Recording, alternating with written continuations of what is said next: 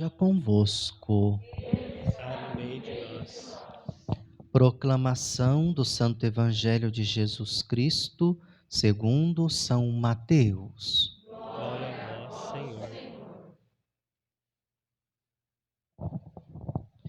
Naquele tempo, disse Jesus a seus discípulos: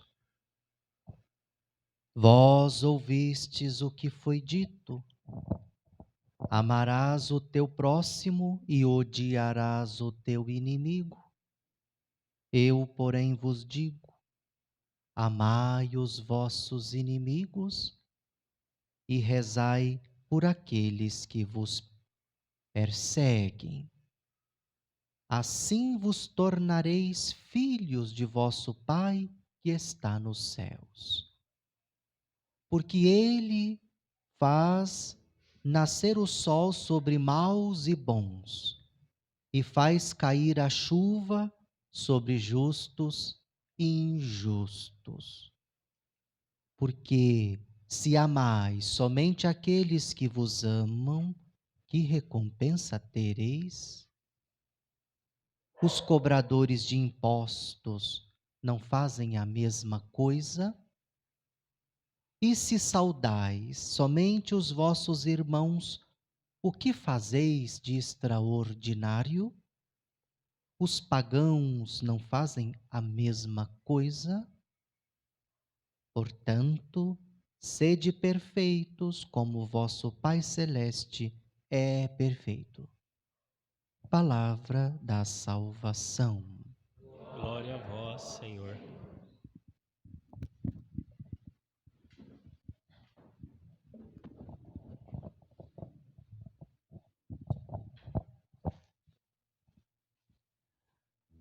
Queridas irmãs, queridos irmãos, apóstolos da Divina Misericórdia, devotos de Santa Faustina, queridos fiéis que nos acompanham pelos meios de comunicação, irmãs e irmãos. O final do capítulo 3 do Evangelho de São Marcos contém uma passagem muito estranha em que diz assim que os parentes de Jesus tentaram agarrá-lo porque dizia que ele estava louco. Os parentes de Jesus diziam que ele estava louco e por isso, quando o viram, saíram para agarrá-lo. Por outro lado, diz ainda o capítulo final, ou melhor, o final do capítulo 3 de São Marcos, que os mestres da lei, os sacerdotes, os fariseus, eles diziam que Jesus ensinava o que ensinava e realizava os milagres que realizava, justamente porque estava possuído pelo espírito do mal, o espírito de Beelzebu. Esse evangelho, inclusive, nós o escutamos alguns domingos. Ora, como eles não conseguiam rebater os ensinamentos de Jesus, porque o próprio Evangelho diz que Jesus ensinava como quem tem autoridade para ensinar. Como eles não conseguiam rebater os ensinamentos e os argumentos de Jesus, eles então partem para a agressão moral, para desacreditar Jesus, para que o povo não dessem audição, não dessem atenção, nem escutassem os ensinamentos de Jesus.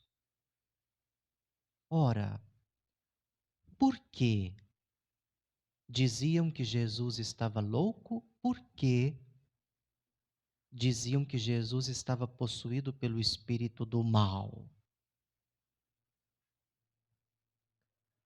No Evangelho de hoje, nós encontramos a resposta. Justamente do, por causa dos ensinamentos com radicalidade profunda que Jesus ensina. Imaginem que o Evangelho que nós ouvimos hoje, que é justamente o mandamento do amor, e Jesus, ele faz uma série no Sermão da Montanha que nós estamos escutando, do Evangelho de Mateus. Jesus, ele como legislador, ele faz toda uma interpretação da lei antiga. E Jesus vai interpretando e apresentando esta nova lei. E esta nova lei é a lei que deve imperar no novo reino, o reino de Deus, que Jesus veio inaugurar. Ouvistes o que foi dito: amarás o teu próximo e odiarás o teu inimigo. Em outra passagem, Jesus havia simplesmente repetido o Antigo Testamento, o mandamento do amor, dizendo que devemos amar uns aos outros assim como nós nos amamos a nós mesmos. Assim está no Evangelho de Marcos, de Mateus e de Lucas. Mas, quando Jesus se reuniu no cenáculo com seus discípulos, naquele cenáculo onde Jesus instituiu a Eucaristia, onde ele instituiu o sacerdócio, ali naquele cenáculo onde Jesus deu o seu último ensinamento a respeito do amor, Jesus fala de uma radicalidade profunda na vivência do amor. Jesus diz: como eu vos amei. Por que isso? Porque nós podemos usar essa desculpa: eu vou amar o próximo como eu me amo a mim mesmo. Como eu me amo pouco, então eu vou amar o outro pouco também. Por isso Jesus ensina: como eu vos amei, é assim que vós deveis vos amar. A medida do amor que vocês devem ter uns para com os outros, e aqui na carta aos Romanos, o apóstolo Paulo fala isso também, para saber qual é o comprimento, qual é a largura, qual é a altura, qual é a profundidade do amor. E é isso. A altura, a largura, o comprimento, a profundidade do amor é como Cristo nos amou. É assim que nós devemos nos amar uns aos outros. E esse amor, que nós devemos amar a Deus sobre todas as coisas, a Cristo, a sua igreja, esse mesmo amor nós devemos ter também pelos pobres. Foi isso que nós ouvimos na primeira leitura da missa de hoje, o capítulo 8 da carta segunda de São Paulo aos Coríntios. O que acontece aqui? Qual é o contexto desse texto sagrado? O contexto desse texto sagrado é que em Jerusalém estava sofrendo de uma seca terrível. Já fazia 3 anos que não caía uma gota de água do céu. Uma seca terrível. E por causa dessa seca, houve uma grande escassez de alimento. E o povo de Deus, todo o povo de Israel que vivia na região de Judá, ali estavam passando fome. E quando as igrejas da Macedônia ficaram sabendo que os fiéis da igreja de Jerusalém, da comunidade cristã de Jerusalém, estavam passando dificuldades e passando fome, as próprias igrejas da Macedônia, elas se organizaram, se uniram e fizeram uma grande coleta de alimentos para então enviar à igreja de Jerusalém. E o apóstolo Paulo fica sabendo dessa iniciativa das igrejas da Macedônia. E o apóstolo Paulo, bem, se as igrejas da Macedônia estão fazendo isso, por que que a nossa igreja de Corinto também não o faz? E por isso, quando Paulo envia a carta para a comunidade de Corinto, ele diz: vocês que são ricos em tantas coisas, vocês que são ricos em tantos carismas, vocês que são ricos em tanta eloquência, então agora é hora de vocês demonstrarem a sinceridade da vossa caridade. Olha o que o apóstolo Paulo escreve. A sinceridade da vossa caridade. Não é uma ordem que eu estou dando. Ainda que o apóstolo tivesse autoridade para dar essa ordem, ele não dá a ordem. O apóstolo Paulo, ele quer mesmo, como ele escreve em outra passagem, em outra carta, esquadrinhar o interior dos corações. Aqui também o apóstolo Paulo quer esquadrinhar, quer dizer, ele quer entrar dentro do coração dos membros da comunidade de Corinto para saber a respeito da generosidade desses cristãos que compunham a comunidade de Corinto. Por isso, é o mandamento do amor, a sinceridade da caridade, diz o apóstolo Paulo. Ora, irmãs e irmãos, celebrando esta Eucaristia hoje, pedindo também para nós o dom da caridade, nós também temos que esquadrinhar o nosso íntimo, a nossa interioridade, como dizia Santo Agostinho, o íntimo do ser humano, onde está a morada de Deus, para também ver os nossos gestos de caridade. Porque nós damos provas do amor que nós dizemos que temos uns pelos outros.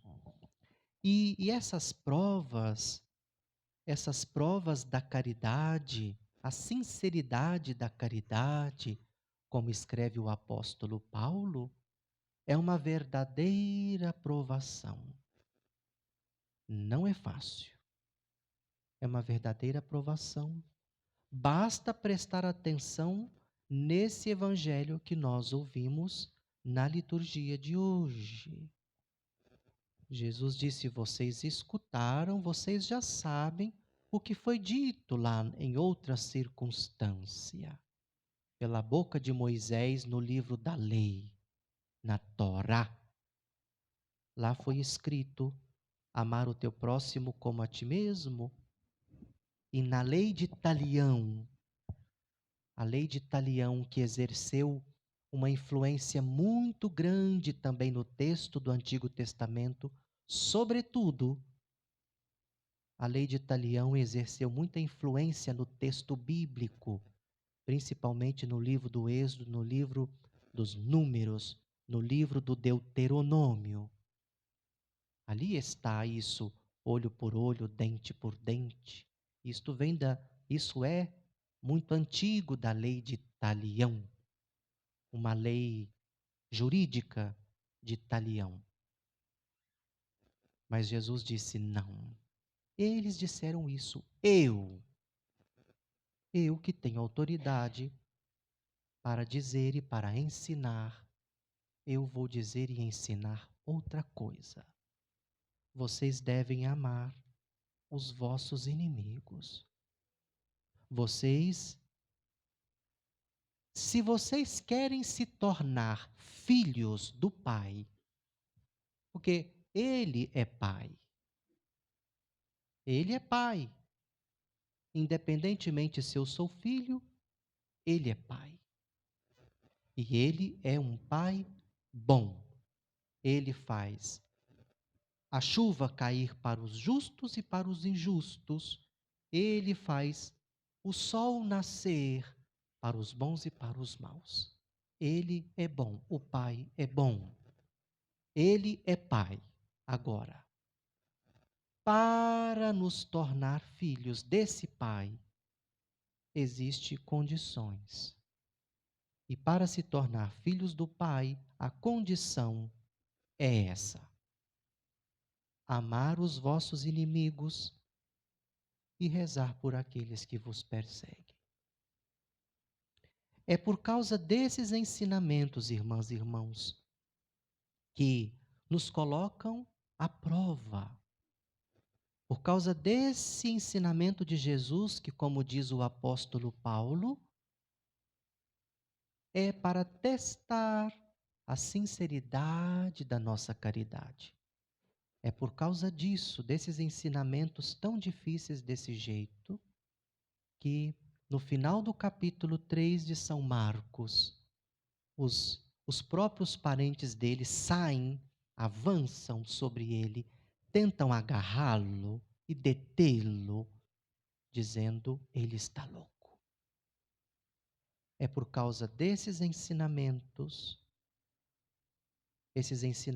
muito novos, que os mestres da lei dizem que Jesus está possuído pelo espírito de Beelzebu. Então, aí está a razão. O fato, irmãs e irmãos, é que nós devemos entrar nessa escola. A escola do Evangelho é a escola do amor, é a escola da fé. Que esta Eucaristia que estamos celebrando agora nos ajude, nos dê força, nos fortaleça para vivermos em profundidade o amor a Deus sobre todas as coisas, o amor à igreja, o amor aos pobres, o cuidado pelos pobres. E o amor pelos pobres é um amor criterioso, é um amor com discernimento, que nos faz socorrer a necessidade dos pobres. Cuidado, é a necessidade dos pobres. Esse amor que também exige de nós o amor aos nossos inimigos. Ora, o Senhor sabe de qual barro nós somos feitos. Ele sabe de onde Ele nos tirou. Do Radamar, nos tirou do pó da terra. Ele sabe das nossas fraquezas, dos nossos limites. Mas Ele nos deu tudo o que nós precisamos. Apesar da nossa fraqueza, Ele nos deu tudo o que precisamos para que possamos viver a nova lei que Ele veio nos ensinar. Nós, com nossas forças, como dizia Santo Agostinho, não somos capazes. Sem a graça, nada podemos. Mas então, contando com a graça de Deus, poderemos viver esses ensinamentos de vida que Jesus nos ensinou. A Ele a honra, a Ele a vitória, a Ele a glória, a Ele o louvor, pelos séculos dos séculos. Amém.